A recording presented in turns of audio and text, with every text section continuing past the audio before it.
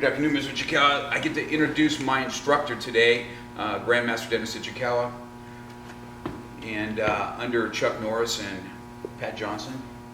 You know, I get the lucky to be the one to interview you today and get a little history of what we've been together.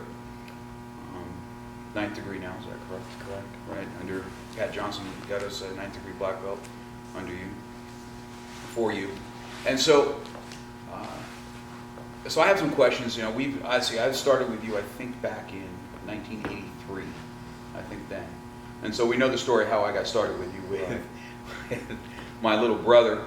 So if those that don't know the story, I never did martial arts. I was just kind of an aggressive guy, played football, and my brother, I'm 8 years older than David, and I came home. He was taking class, he was getting ready for high school, and he was a little nervous. So he came home and he said, Mark, I can get out of this bear hug of yours and what I learned today. And so I grabbed my brother and and he headbutts me in the back and bloodies up my nose. And so the next day I'm talking to you about lessons. And that's how I got started in Tong Soo Do. I looked for judo and stuff like that. There's no really good schools around. I kind of like that throwing. And then David went and did this, and and this is where our relationship is now, almost close to 30 years later. And with no end in sight. That's correct, with no end in sight is right.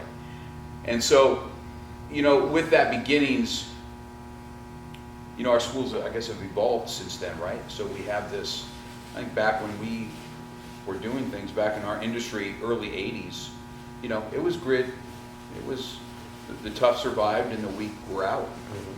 You know, and I remember us having conversations about this. People going through an 8-hour test and having to retest because of a misstep in a form, and luckily I didn't retest at all. But I think we've had these talks before, and so I mean, what's your opinion of that? I started in 1970 with Chuck Norris, just when he took over the school in Sherman Oaks from Joe Louis, and that was the blood and guts era. You know, that's what they call it. And I've seen it's film, very grainy film of the bare knuckle, full contact type striking, and only the strong survived. I've seen a student score on an instructor, and the instructor paid him back by beating the snot out of him all over the studio. I was a white belt and I watched that and I'm like, oh my God, I never want to score on my instructor. But then if you don't score on, they yell at you, come on, let's go. So you're caught in the middle. Do you want to score on them or do you want to get yelled at for not trying? It was tough, but the eras have changed, and I saw it evolve from those blood and guts era to the Karate Kid, first Karate Kid. Never did we ever realize that the phones were going to ring off the hook once the Karate Kid hit. Mr. Miyagi fever, Daniel San fever hit, and boy, that was a big boom to our business. That kind of changed things, made it into the family era, from the blood and guts tough guy era to the family era, and that helped immensely. We had to adjust to it. So right. I remember that. I remember when Karate Kid came out. It was good to us because it was all in the valley. Right. It was in Reseda.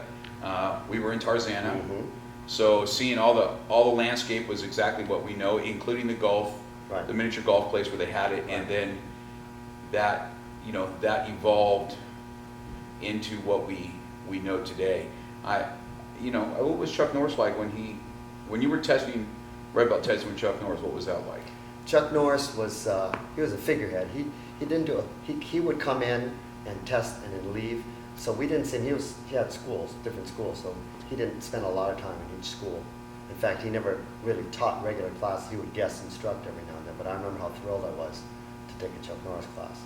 And his influence and Pat Johnson's influence on me were the strongest two influences in my early days. Pat Johnson was the consummate instructor.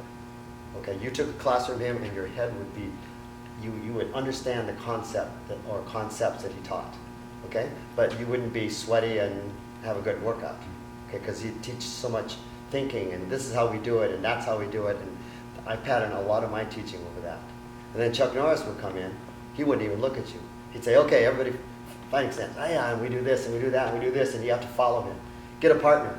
okay? If there's an even number and he didn't have a partner, he'd get one of the fathers to stand up there and just stand up here like this so he could work out. And you had to keep up with him.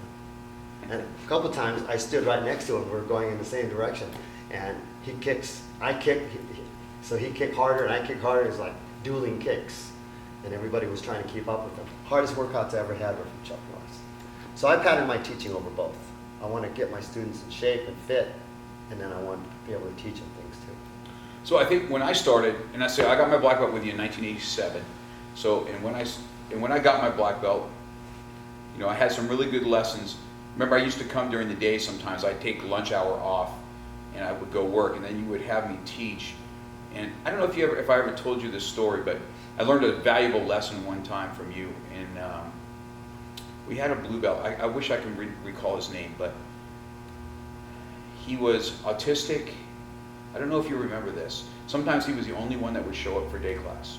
Sounds like Larry. And then maybe Larry sounds Larry familiar. Jabronowski. He was a teenager. And so I remember sometimes when there wasn't a lot of people, it was just him and I, and you would peek your head out and I'd go, I want you to go over this, this, and this with Larry. And I remember going, I'm here to try and get my workouts in for my black belt test, and here I am, and having to teach this. And I said something to you one day, and I remember you, well, I got chewed out from you all the time, but this really wasn't a chewing out. You know, I'd rather get chewed out, right? But this wasn't a chewing out. So you said to me, you know, if you can't help those that struggle the most, you're not ready to become a black belt then.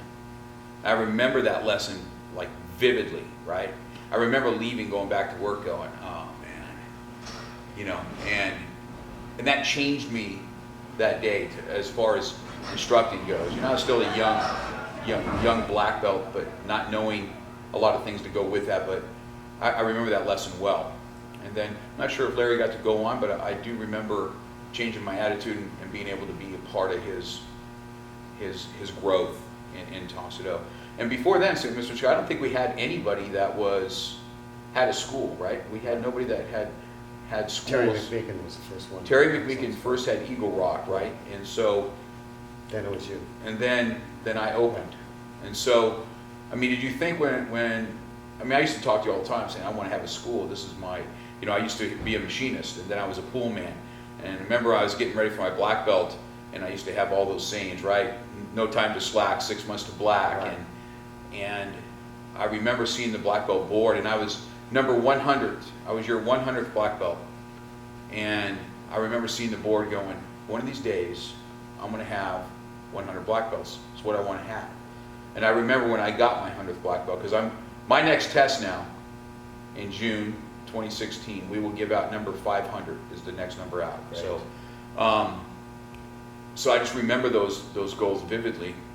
But when is it that we decided that the ATSDA would be something, the American Toxedo Alliance, that under you?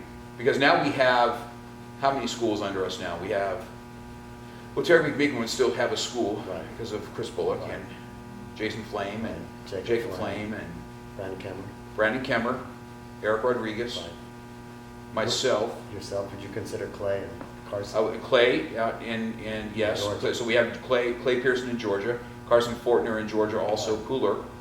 So you know, we're out in other states now, and I think Michael Smith, right, in Nevada. Right. So we now have eight or more schools following under your leadership. So, well, Terry McMeekin was the one that said, "Why don't we just have an organization where we stay together and have we used to have tests together too." Because it was small. Right. When we were small, you're right. So before we evolved into what we have today and these, you know, big black belt productions and stuff we had, it was, I mean, I remember we used to travel around to the red belt test, right? And this was back in the industry where we would have 6, sometimes 7-hour tests, sitting on the side waiting for our turn, and the axe fell at the end. And that's right. Or there was heads rolled if you didn't. You know, if you weren't up to snuff, you didn't pass. That's right. And I think we lost a lot of good people that were on the borderline of staying with us and not from doing that. Absolutely. I absolutely agree with that. I remember us, you know, you had to be mentally strong, not just physically strong, to be able to come back from something that you felt that you worked really hard at, and then maybe you did give the best that you could give for Right. your ability. And I argued for those people. Right. That kid is doing better than I expected him to do, and you're voting to fail. Right. And I argued to the group, no, it's not good enough, we have a standard. Right. We went around and around on that philosophy. If there's an absolute standard, that means several people that come in the door, after the first month, you know they don't have the ability to make it to that standard. You might as well tell them, you're never gonna make blackball in our system. And they said, oh, you don't have to do that, they can always get better. Some people are limited, we know Right. that, because the standard was pretty high. Right. Pretty It was a high bar. Right. I remember that. That was when we were too caught up in our egos and our pride and history and all that. We didn't think about the welfare of the student as much. Right. And that's one of the things that's changed the most in the industry, is caring more about the students and their development.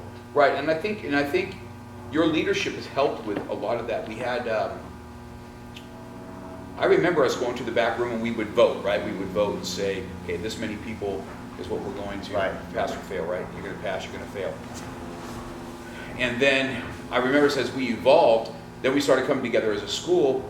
Well, I remember your leadership coming out too in that and saying, you know, the head instructor has to have the final word. Right. It's his student, it's Mhm, his, mhm. because you remember, every black belt will come out of the woodwork that never worked out Right. and let you know that you're not good enough to be a black belt Right. on black belt testing Right. day, and then we wouldn't see him again until next black belt Exactly. test, right? And then, you know, Terry Brumley helped me see that and how to have some retention Mhm. in black belts and Right. how we came up with rankings between Mhm. black belts Right. and for retention. Right. And that evolved into our striping system. When I started, when I was a white belt, I watched John Natividad test for his black belt, the most phenomenal martial artist that I've seen in a long time. He was a red belt, and I was watching him train with his buddies. And in those days, when you make black belt, unless you were a head instructor at one of the schools, you disappeared. It was done. You went on to other things. And I thought, why are these black belts leaving after they make black belt? That doesn't make any sense. So when I opened up my own school, I taught the same way. Once somebody made black belt, I hardly even taught them. They made black belt. They'll go off into the sunset somewhere. And I thought, no, this is not right.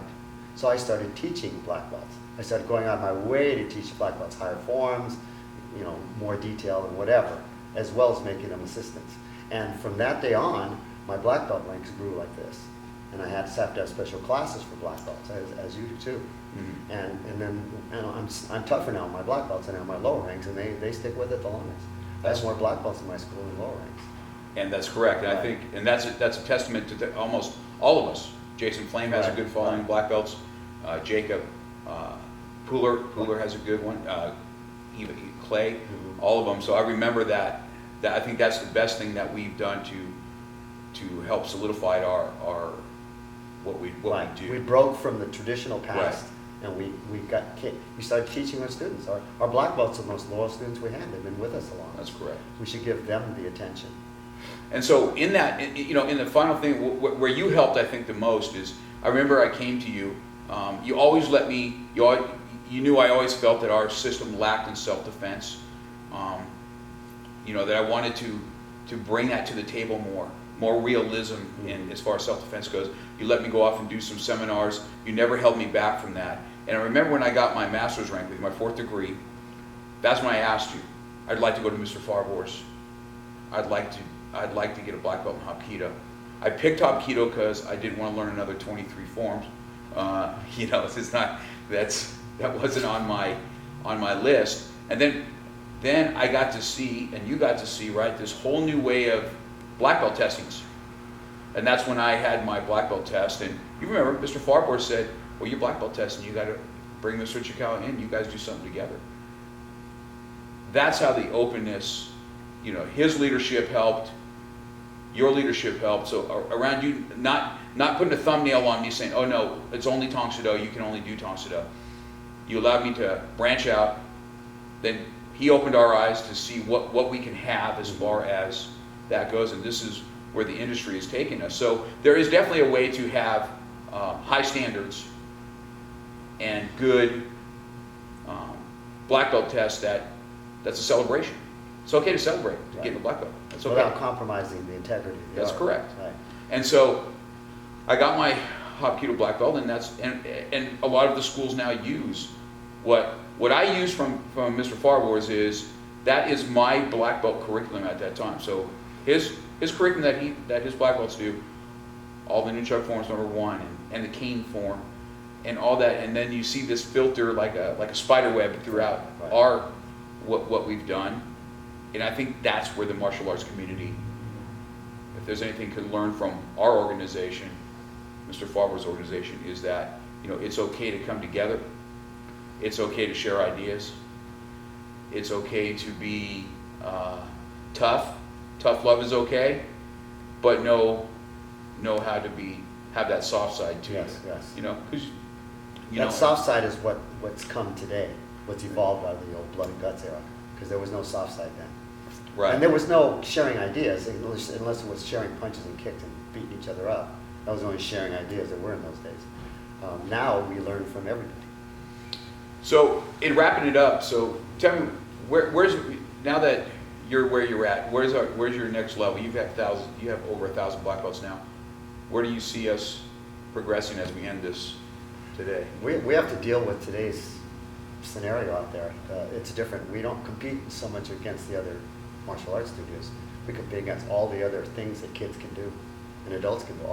In Southern California, we have so many activities to do, and we have to make them want to do what we do, because we're the #1 thing that brings character development as well as physicality to it.